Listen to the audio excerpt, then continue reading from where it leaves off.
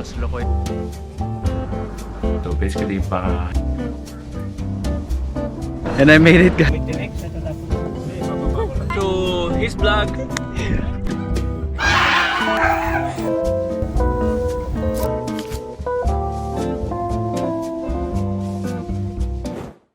Here's a little story behind what happened nung araw na yun. I was working a flight, my last flight from Phoenix to Minneapolis bago ako lumipad going to Amsterdam. And then meron tatlong flights going to Amsterdam nung araw na yun. First one lives at 5 p.m. Second one is at 8 p.m. And then the last one is at 9:20. I originally booked the 9:20 flight kasi ang release time ko pa or matatapos ako sa work ng 7:30, around 7:30. So basically baka hindi ako umabot dun sa 8 p.m. na flight. Kaya ang binook ko ay yung 9:20 to give more time para sa akin pumunta sa gate, makapagpalit para hindi ako nagmamadali. Chinecheck ko from time to time yung flight going to Amsterdam and then dun sa 9:20 parang medyo hindi ako makakasakay kasi meron pang ibang nasa standby list before me. Medyo nasa negative na yung available seats nun. Parang kinakabahan ako kasi syempre ayoko na mag-hotel pa ako sa Minneapolis tapos kinabukasan pa ako mag-fly to Amsterdam kung pwede naman ngayon kahit after work.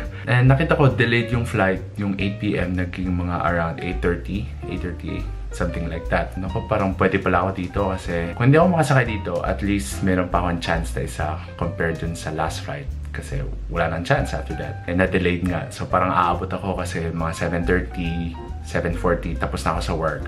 Kinancel ko yung booking ko nung sa last flight and then change ko dun sa delayed flight na 8:20. After ko mag-work, chine-check ko pa din yung loads. Buti na lang, yung gate going to Amsterdam ay kalapit lang. Naglad ako sa G15 and then yung flight going to Amsterdam is at G11. So, malapit lang talaga. Pinilisan ko yung lakad ko para makapunta na ako sa gate kasi pagdating ko doon, as in, parang malapit na sila mag-start mag-board. Eh, kailangan i-present ko yung sarili ko sa gate agent na sabihin, nandito ako, waiting for a seat ako, standby ako. And then, punta ko doon, pinarases nila yung passport ko, yung visa ko, and then meron pang a little problem kasi hindi nila ma-input. So, waiting lang ako doon. Tapos sabi ko, take your time, ganun. Kasi nga, delayed na, so medyo, na din yung mga gate agent. Tapos sabi, hintayin ko na lang daw yung seat ko. I was waiting for my seat, nag-board na, and hindi pa rin ako nabibigyan ng seat. Pero patiently waiting pa rin ako. Refresh ko lang yung app ko, and then pagka-refresh ko sa app ko, binigyan ako ng Delta One seat, which is the business class seat. And that was the last seat available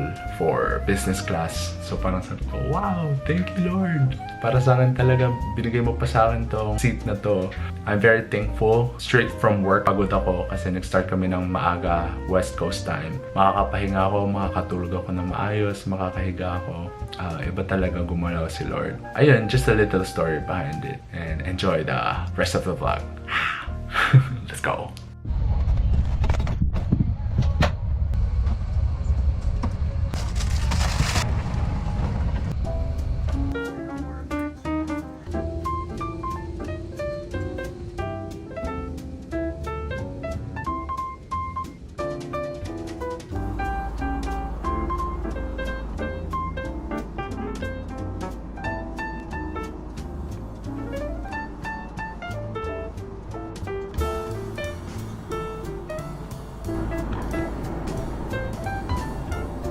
Guys, katatapos ko lang kumain and hindi ako makapag-video masyado kasi walang harang kami or walang harang sa gitna. So kitang-kita ko nung video ko. Yan, tutulog na ako.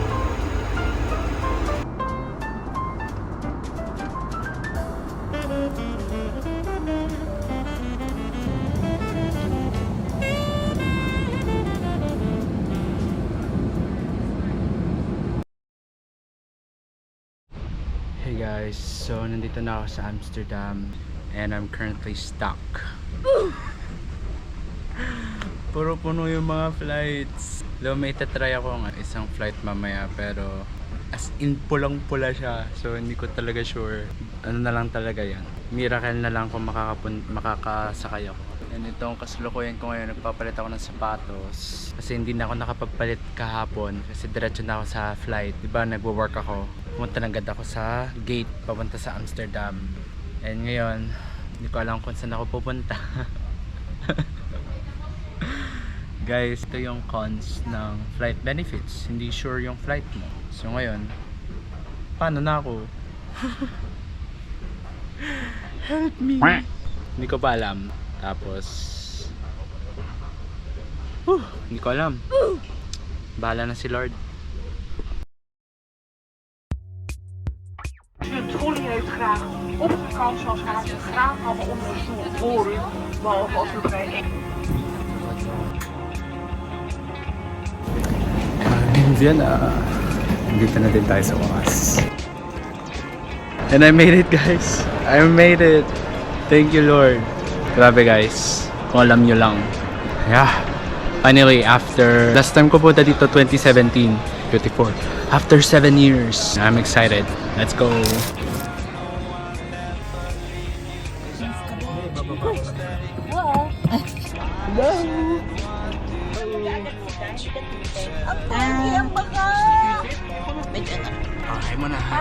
Hi, welcome to his vlog. Don't forget to subscribe and click the notification bell and like. Hindi mo ginusto ni Lord masira yung isa para hindi ka jump seat. Dalawa magpintan. Yun lang yung bean.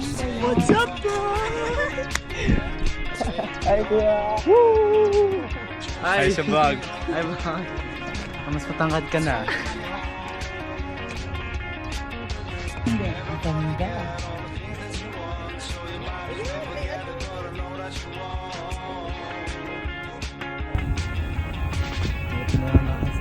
May tinik sa tatas.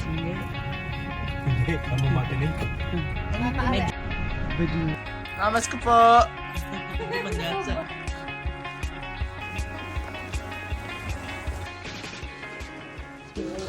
Nasaan na ang...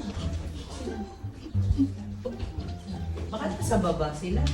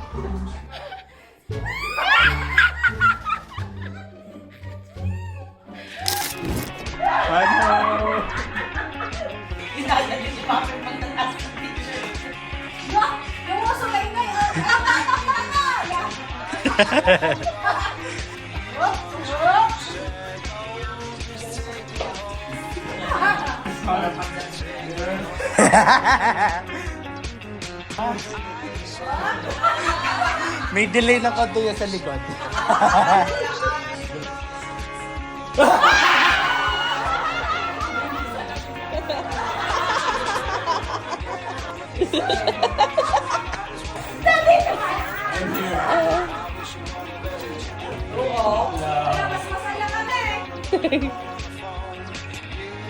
Busy.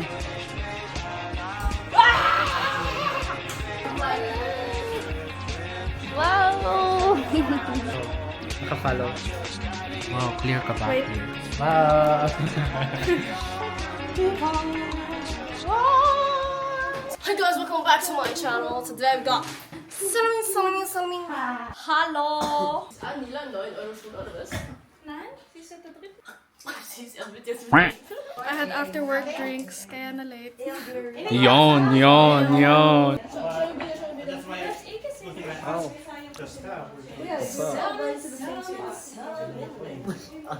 Wow!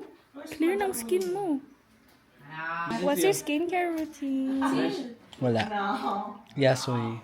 Dapat ako kinukuha na ko ng endorser ng Yasoy.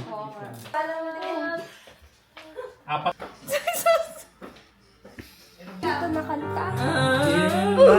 Hotel, wait!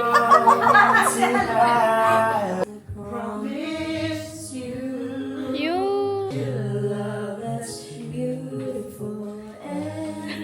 As soon as our hearts are told tonight, I know for sure we'll get the feeling right.